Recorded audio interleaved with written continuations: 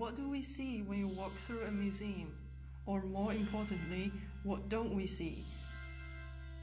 Art history has been mainly focused on telling a Western, white, colonial view of art and presenting this to a white, Western public.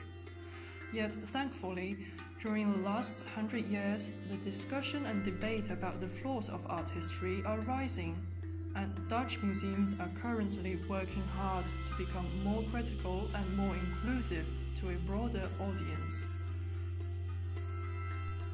In Sandel's words, museums have the potential to contribute towards the combating of social inequality and a responsibility to do so. But how do museums achieve this?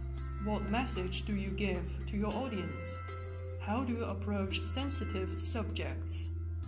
We believe that the Tropenmuseum in Amsterdam has made interesting progress regarding this issue, and in this short movie we want to show you how. The Tropenmuseum was founded in 1864 and is one of the largest ethnographic museums in the Netherlands. Its name translates as Museum of the Tropics. Initially, it was created to exhibit artifacts brought from overseas, primarily from Indonesia. But today the museum is moving into a different direction, trying to portray different cultures in much broader perspective. This is especially true about their contemporary exhibitions. The Tropenmuseum asks you to be an active viewer. Instead of walking past art objects in glass cases and information boards, the visitors are encouraged to reflect on the objects in a critical way. In the exhibition Things That Matter, visitors are first confronted with questions before seeing the objects. For example, what does the language mean to you? What is the importance of religion to you?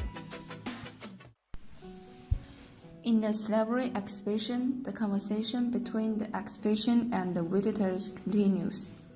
Often, especially in Dutch history, slavery is just told from the Dutch simplified point of view, silencing the voice of colonized people. This exhibition presents the people who were enslaved as real active individuals who tried to find their oppression. By doing that, the museum tells a more relatable story. At the end of the exhibition, the viewers are invited to write down responses to the questions like, how are you oppressed? What gives you the strength to fight? What is worth fighting for? This connection between past and present doesn't only include visitors more, but also critically challenges stereotypical views of slavery and the Dutch colonized past. On the top floor, a bitter chocolate exhibition tells us the stories of young African teenagers and children who worked at cocoa plantations. We see their portraits in large light boxes and read their short biographies that they wrote themselves. Beyond tragic themes and hard life conditions, it is real children who we are introduced to. They have dreams and goals just like children from other parts of the world. The most recent exhibition is called Cool Japan. It's a perfect example of introducing a visitor to a new culture in a fun, entertaining, relatable way.